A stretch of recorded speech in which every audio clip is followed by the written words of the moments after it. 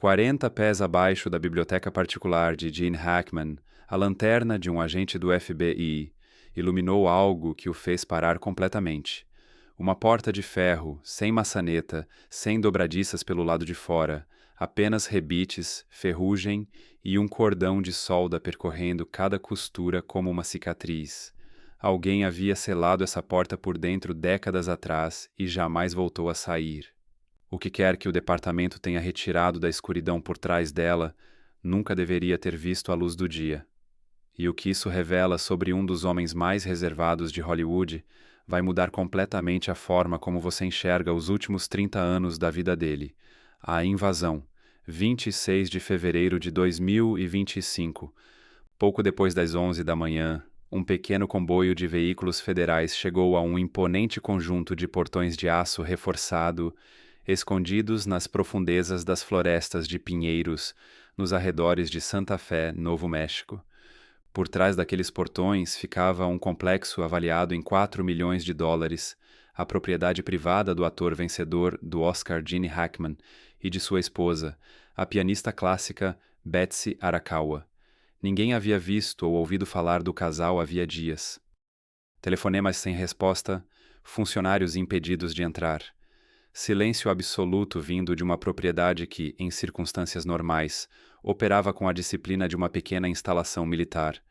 Não foi um familiar, um amigo ou a polícia quem finalmente deu o alarme. Foi um faxineiro. Ele disse aos detetives que acreditava que o casal havia morrido lá dentro. Os portões tiveram que ser forçados. Os cadeados precisaram ser cortados.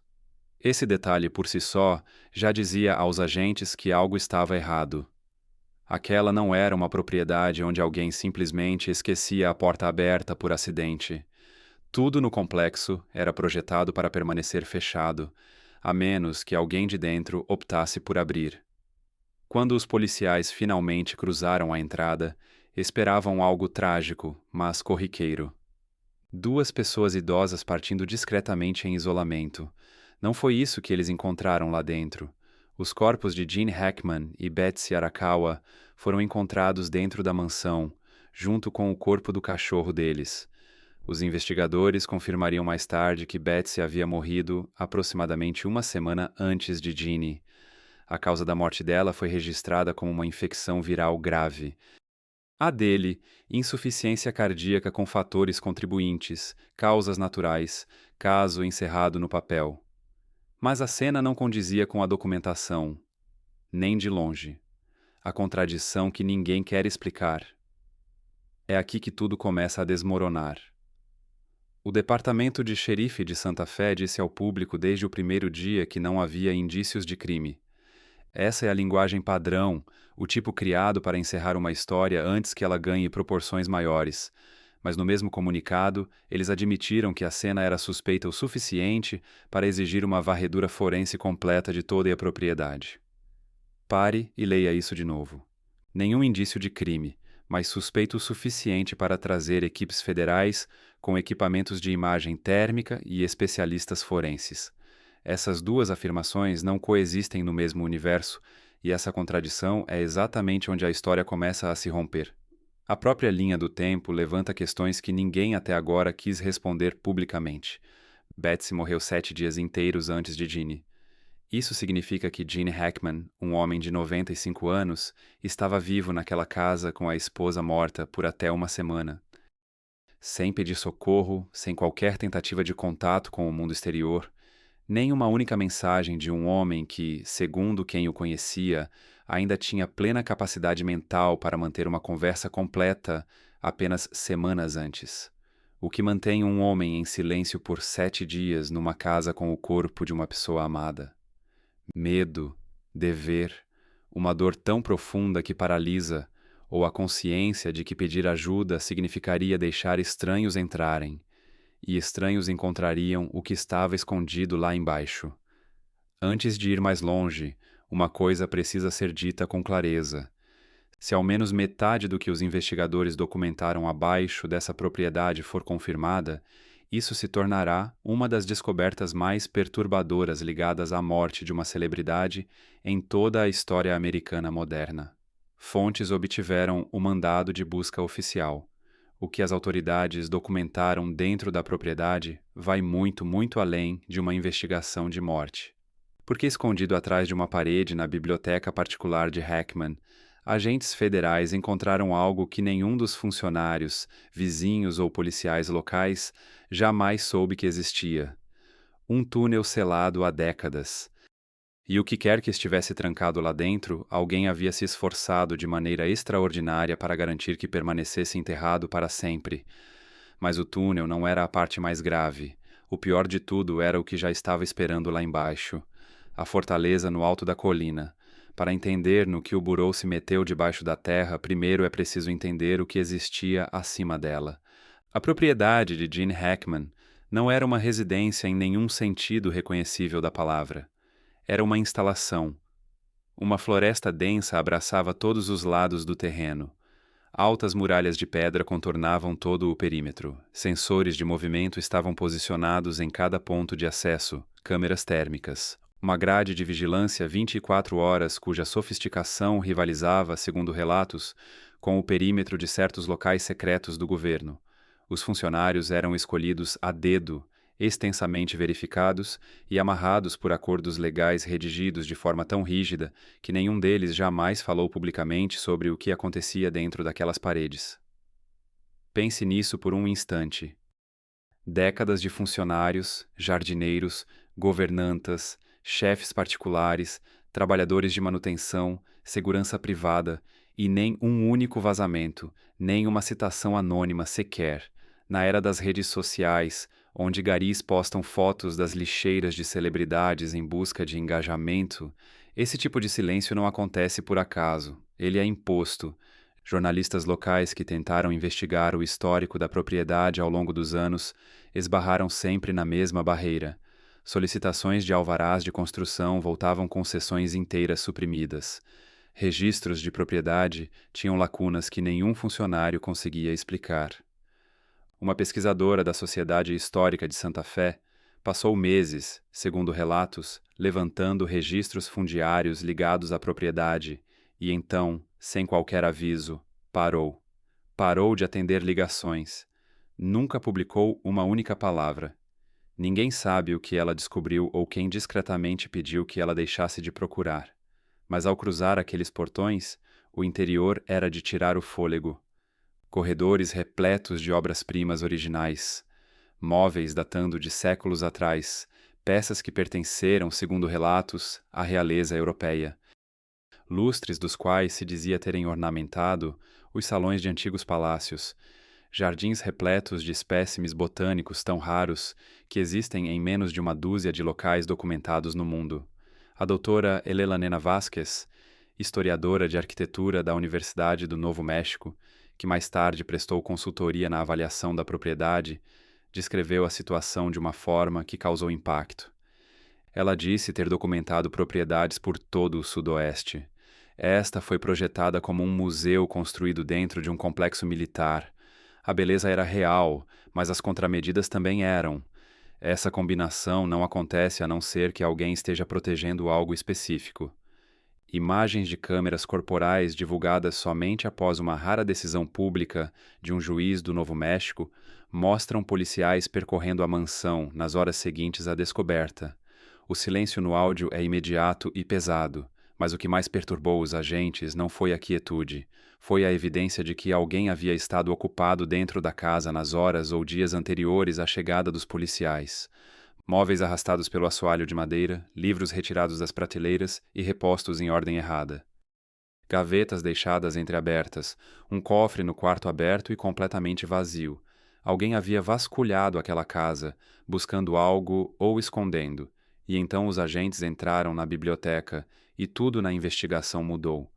A descida estava atrás de uma seção específica da parede da biblioteca particular de Hackman, camuflada com tamanha precisão que uma pessoa poderia permanecer naquele cômodo 1000 vezes sem jamais notar. Os agentes encontraram um mecanismo oculto, não uma estante giratória, não uma trava atrás de um quadro. Era um ponto de entrada projetado de forma engenhosa, que exigia uma sequência específica de ativação para ser aberto. Quem o concebeu queria que fosse invisível para qualquer pessoa que não soubesse exatamente onde e como procurar. Por trás desse mecanismo, abria-se uma passagem estreita, degraus de pedra descendo em direção a uma escuridão total. Sem fonte de luz, sem ventilação detectável, apenas uma garganta de pedra esculpida caindo diretamente para as profundezas do solo sob a propriedade. Os agentes desceram. A temperatura caía a cada passo. O ar ficava mais denso, úmido, metálico, carregando o sabor de ferrugem e de algo ainda mais antigo. A condensação se agarrava às paredes. As lanternas varreram as superfícies de pedra. E foi então que a primeira onda de inquietação os atingiu. As paredes estavam cobertas de marcações, não pichações, não decorações. Inscrições precisas esculpidas com ferramentas e intenção. Algumas lembravam notações alquímicas, outros pareciam mais próximos de plantas técnicas para dispositivos e mecanismos que, logicamente, não deveriam ter existido na época em que esse túnel foi originalmente construído. Uma seção da parede exibia o que parecia ser um esquema para uma máquina sem equivalente moderno. Engrenagens, câmaras, dutos dispostos em configurações que um técnico forense descreveu posteriormente em suas anotações como uma engenharia vinda do nada. E a própria construção contava sua própria história. Perto da entrada da biblioteca, a alvenaria era nitidamente do meados do século XX, material industrial, reforço de concreto armado, bordas retas cortadas por máquina. Mas quanto mais fundo os agentes desciam, mais brutas as paredes se tornavam, juntas esculpidas à mão, reforços primitivos, marcas de ferramentas compatíveis com picareta e cinzel, e não com qualquer equipamento elétrico. Marcus Devlin, um engenheiro estrutural que analisou fotografias vazadas do interior da passagem para uma avaliação independente, estimou que as seções mais profundas poderiam ter mais de 100 anos, possivelmente muito mais. Isso não foi construído pelo proprietário da casa, disse Devlin em uma entrevista posteriormente suprimida por solicitação judicial. A seção superior foi renovada, modernizada, reforçada, mas o núcleo desse túnel já estava aqui. Hackman se mudou para dentro dele. Ele o herdou. Então chegaram à câmara. Um vasto espaço subterrâneo congelado no tempo. Caixotes de madeira antigos empilhados contra as paredes. Alguns haviam desmoronado com a idade, espalhando seu conteúdo pelo chão de pedra. Documentos amarelados, objetos metálicos enferrujados, artefatos que não correspondiam a nenhuma época ou origem identificável. Um agente levantou a tampa de uma caixa coberta de poeira e encontrou fotografias. Frágeis, com as bordas enroladas, rostos que ninguém reconhecia, vestidos com roupas de um século atrás. Algumas das fotos mostravam o que pareciam ser reuniões clandestinas em salas sem janelas.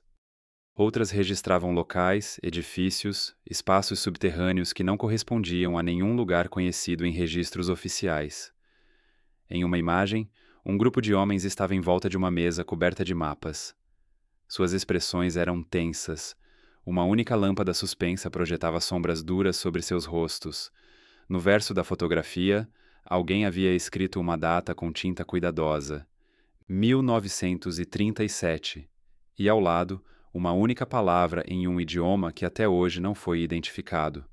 Arquivos encadernados em couro estavam ao lado das fotografias, repletos de datas codificadas, nomes redigidos e trechos que descreviam eventos que aparentemente foram apagados deliberadamente do registro histórico. Algumas páginas tinham sido parcialmente queimadas, alguém havia tentado destruí-las, mas depois parou voluntariamente ou foi interrompido. Outros documentos traziam marcas d'água e insígnias ligadas a organizações que foram oficialmente dissolvidas décadas atrás. O volume absoluto de material era avassalador. Os agentes estimaram que catalogar completamente o que estava armazenado naquela câmara poderia levar anos, possivelmente uma década inteira de trabalho cuidadoso de conservação por uma equipe de especialistas trabalhando em turnos. Parte do papel era tão frágil que começava a se desfazer no instante em que uma mão enluvada o tocava. Outras páginas, seladas dentro de pastas de couro oleado, pareciam ter sido escritas na semana anterior. A diferença na qualidade de conservação sugeria que quem havia acessado a câmara pela última vez sabia quais materiais eram descartáveis e quais não eram. Entre os itens recuperados estavam 3 livros de registro separados, escritos em uma mistura de latim, francês e um script não identificado que os linguistas até agora se recusaram a caracterizar publicamente. Havia mapas que mostravam o sudoeste americano, com fronteiras e padrões de colonização que não correspondem a nenhuma época histórica registrada. Havia frascos de vidro lacrados, com conteúdo desconhecido, embalados em palha. Havia também, de acordo com um registro de evidências vazado, 2 objetos descritos apenas como instrumento não identificado, não abrir. Mas aqui está a parte para a qual ninguém estava preparado. As fotografias, os documentos, os caixotes, tudo isso era apenas perturbador. O que aguardava, no fundo daquela câmara, atrás de tudo o mais, era algo de uma ordem completamente diferente. A porta que não abre. No fundo da parede oposta da câmara, além dos caixotes e dos arquivos espalhados, as lanternas dos agentes a encontraram. Uma porta de ferro encaixada rente à pedra, nenhuma maçaneta do lado de fora, nenhuma dobradiça visível, apenas uma superfície de aço corroído com marcas de solda percorrendo cada costura. Alguém selou essa porta por dentro e se certificou absolutamente de que ela permaneceria selada. A fechadura não foi projetada para impedir a entrada de pessoas, foi projetada para manter algo dentro. O FBI não disse nada publicamente sobre o que existe além dessa porta. Absolutamente nada. Nenhum comentário oficial, nenhum vazamento, nenhum briefing anônimo para algum repórter. Numa era em que documentos classificados aparecem em servidores do Discord e imagens de vigilância interna chegam às redes sociais horas depois de um incidente, esse nível de contenção não acontece por acaso. Exige uma supressão ativa e sustentada. E isso revela algo importante sobre o que a agência está guardando. Agora, é aqui que a coisa fica mais estranha. O chão da câmara não era simplesmente pedra empoeirada. Estava incrustado com padrões circulares, desenhos intrincados e deliberados que, vistos de cima, se assemelham a mapas celestes. Cartas estelares esculpidas no chão por alguém que sabia exatamente o que estava fazendo. Nada de aleatório, nada de meramente decorativo. Esses padrões correspondiam a alinhamentos astronômicos específicos, constelações, posições planetárias, trajetórias orbitais, todos dispostos com uma precisão que exigiria conhecimento matemático avançado e instrumentação cuidadosa. Quem os esculpiu não estava adivinhando, estava mapeando algo ou marcando algo para alguém que viesse depois e soubesse como interpretar aquilo. As ferramentas recuperadas das caixas eram igualmente desconcertantes. Gravações que não correspondem a nenhum fabricante ou período histórico conhecido. Mecanismos internos tão precisos que exigiriam tecnologia de fabricação que simplesmente não existia quando esse túnel foi supostamente construído. Um dispositivo em particular chamou a atenção dos especialistas. Um cilindro de metal do tamanho de uma palma, com anéis internos giratórios, aparentemente fundido como uma única peça sem costuras visíveis, ou método de montagem identificável. As técnicas metalúrgicas atuais ainda têm dificuldade em replicar esse tipo de fundição monolítica nessa escala. O Dr. James Whitfield, ex-analista forense do FBI que passou 19 anos processando evidências classificadas antes de se aposentar, analisou os detalhes disponíveis ao público e disse algo que ficou na memória de todos que o ouviram. Quando uma agência fica tão silenciosa tão rapidamente, geralmente significa uma de 2 coisas, disse Whitfield. Ou encontraram nada e estão envergonhados, ou encontraram algo tão significativo que a conversa sobre divulgação subiu acima da equipe de investigação. Já vi os 2 casos. Isso não parece constrangimento. Então quem era Gene Hackman? Um homem que colecionava artefatos impossíveis? Um guardião de conhecimentos que alguém decidiu que jamais deveriam vir à tona? Ou ele herdou esse mundo subterrâneo de alguém cujo fardo simplesmente se tornou o seu? A resposta pode estar escondida no próprio solo. E pode explicar por que ele e Betsy nunca conseguiram sair daquela casa com vida. Ponto 0. A terra sob Santa Fé. O terreno abaixo do norte do Novo México não é o que a maioria das pessoas imagina quando pensa em Santa Fé, com suas galerias de arte e pores do sol no deserto. Los Álamos, o berço da bomba atômica, fica a apenas uma curta distância pela estrada. O Projeto Manhattan, os testes nucleares, as pesquisas de armamentos com orçamentos secretos, tudo isso aconteceu a um comute fácil do portão da casa de Hackman. Durante décadas, moradores locais trocaram histórias sobre sistemas de transporte subterrâneo, bunkers esquecidos escavados nas mesetas e infraestrutura construída para abrigar elites governamentais em caso de colapso civilizatório. Pedidos realizados pela Lei de Liberdade de Informação confirmaram discretamente que construções subterrâneas extensas de fato ocorreram nessa região durante o auge da Guerra Fria. Até onde exatamente permanece classificado, mas o consultor aposentado do Departamento de Energia Richard Payne, que trabalhou em avaliações de instalações no norte do Novo México durante os anos 90, ofereceu um resumo perturbador em uma entrevista gravada. Existem sistemas sob essas mesetas que foram construídos para sobreviver à superfície, disse Payne. Alguns foram desativados, alguns foram selados, e alguns simplesmente foram esquecidos, desconectados de todo o mapa oficial, de todo o registro classificado. Eles simplesmente desapareceram no escuro, e aqui está a peça que não consegue ficar parada. A porta de ferro no fim do túnel de Hackman não era meramente decorativa. O aço era de grau militar. O espaçamento dos rebites correspondia às técnicas de construção documentadas em instalações governamentais de alta segurança erguidas nos anos 1950. Se aquilo tivesse sido uma adega ou um porão de raízes, ninguém o teria construído como um cofre bancário. Se fosse um ramal esquecido de uma rede governamental muito maior, que se ramificava silenciosamente sob a região, isso muda completamente a escala do que estamos analisando. Os vizinhos sempre sentiram que algo estava errado. Margaret Calloway, que foi proprietária do terreno diretamente adjacente à mansão por 22 anos, ainda se lembra dos sons. Vibrações de baixa frequência às 2 ou 3 da manhã. Não era encanamento, não era aquecimento, ela disse. Ela mencionou o assunto a Hackman certa vez, de forma casual, por cima da cerca enquanto aparava uma sebe. Ele lhe lançou um olhar que, segundo ela, ainda a assombra à noite, e disse simplesmente: "Algumas coisas são melhores quando ficam abaixo da superfície." Ela riu na época, sem dar importância. Hoje em dia, ela não ri mais. Ele inicialmente supôs uma atividade sísmica menor. Era um cientista, queria uma resposta científica.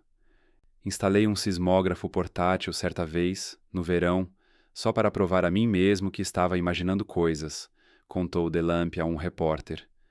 As leituras não correspondiam a nenhum padrão natural. Eram rítmicas, mecânicas. Algo funcionava lá embaixo seguindo um cronograma. Em 2019, ele registrou uma reclamação formal de ruído junto ao condado. Nunca houve qualquer acompanhamento. Outros moradores da região se lembram de caminhões sem identificação que chegavam após o anoitecer e partiam antes do amanhecer, visitantes encobertos, rostos escondidos, sem notas fiscais, sem logotipos, sem rastros, funcionários que saíam da propriedade e simplesmente desapareciam da vida pública, telefones desconectados, perfis em redes sociais apagados, como se suas existências tivessem sido silenciosamente eliminadas. Uma governanta que trabalhou na propriedade no início dos anos 2000 contou a uma amiga próxima, antes do seu próprio desaparecimento, que havia visto coisas na casa que não deveria ter visto. Ela se recusou a dizer o que, em menos de um mês, ela havia deixado a região. O endereço para a correspondência que ela forneceu revelou-se uma caixa postal em uma cidade onde ela jamais havia vivido. A irmã dela, contactada anos depois por um pesquisador de documentários, disse que a família havia recebido um único cartão postal dela em 2004 e absolutamente nada desde então.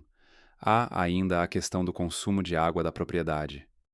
Uma solicitação de registro de utilidade pública feita por um blog local de fiscalização em 2021 revelou que o consumo de água da mansão havia sido consistentemente e inexplicavelmente superior ao que o tamanho da residência poderia justificar.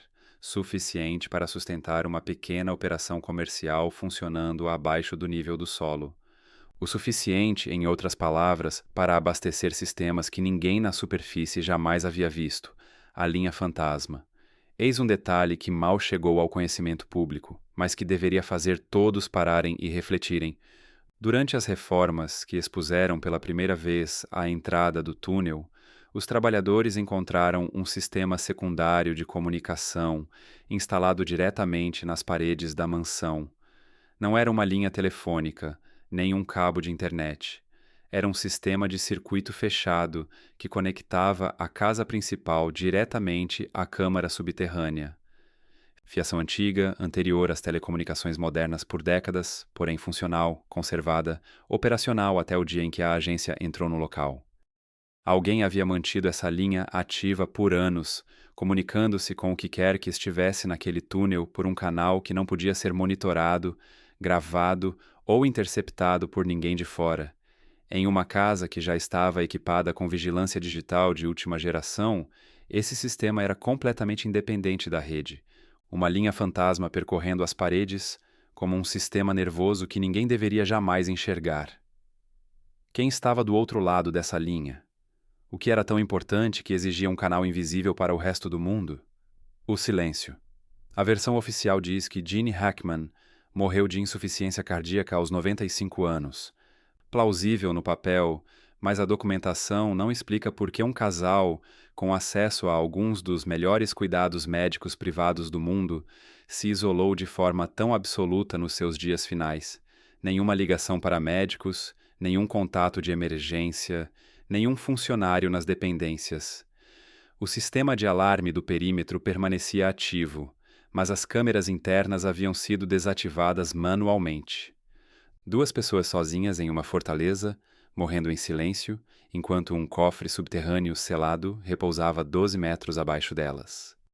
A ligação entre o túnel e as mortes continua sendo o elemento mais desconcertante de todo o caso. Teriam sido silenciados por saberem demais? Alguém teria usado a passagem para entrar na mansão sem ser detectado? Ou será que algo havia mudado? Algo que fez Hackman finalmente perceber que aquilo que ele havia guardado a vida inteira já não estava mais seguro. Agora, eis o detalhe que assombra cada investigador que já tocou nesse caso. A entrada do túnel na biblioteca não estava selada quando os agentes a encontraram. O mecanismo havia sido acionado recentemente. Gene Hackman, um homem já na metade dos 90 anos, havia descido aquela passagem fria e úmida pouco antes de morrer. Por quê? O que ele estava verificando? O que o apavorava? Ou, e essa é a pergunta que ninguém quer fazer em voz alta, ele estaria se escondendo de algo que sabia que finalmente o havia encontrado? O homem caloroso por trás da fortaleza. Eis o que as pessoas esquecem sobre Gene Hackman. Antes de se tornar um recluso, antes da fortaleza e do silêncio, ele era uma das presenças mais calorosas do cinema americano. Seu barbeiro em Santa Fé contou a um repórter local que Hackman aparecia a cada poucas semanas. Sentava na mesma cadeira e conversava sobre os romances de Hemingway e sobre o clima do Kansas onde cresceu. Ele dava gorjeta em dobro, lembrava o nome dos filhos de cada funcionário. No mercado de produtores locais, os vendedores o reconheciam de longe. Ele comprava pimentas verdes em grande quantidade e fazia piadas autodepreciativas sobre seu espanhol terrível. Contribuía com programas locais de alfabetização. Assinava cheques discretos em favor de um abrigo de animais próximo. Não era um homem que escolheu o isolamento por não gostar de pessoas. Ele o escolheu porque algo o fez sentir que era necessário. Sabendo agora o que havia embaixo de sua casa, essa escolha ganha um peso que antes nunca teve. De Operação França era inimigo do Estado, Hackman passou a carreira interpretando homens presos dentro de conspirações das quais não conseguiam escapar.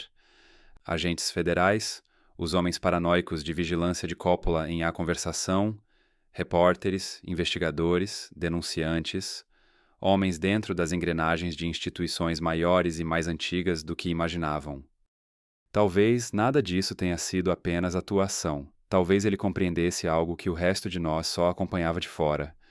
O que vem a seguir? Equipes forenses do FBI ainda trabalham, segundo informações, nas profundezas da propriedade, analisando cada artefato, cada documento, cada símbolo entalhado naquelas paredes. Detecção de DNA residual, análise de resíduos invisíveis, decodificação criptográfica de mensagens deixadas em papéis que se desfazem em pó ao toque. Especialistas de áreas que normalmente não se cruzam foram convocados, linguistas, metalurgistas, até astrônomos consultados discretamente para interpretar os mapas estelares entalhados no chão da Câmara.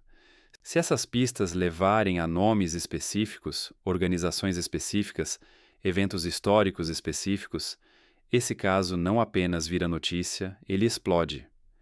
Mas as autoridades não dizem uma palavra. Seus comunicados são vagos, cirúrgicos, claramente elaborados para não revelar nada de relevante. E esse silêncio diz mais do que qualquer coletiva de imprensa jamais poderia dizer. Pense nisso por um momento. Já se passaram meses desde a descoberta inicial.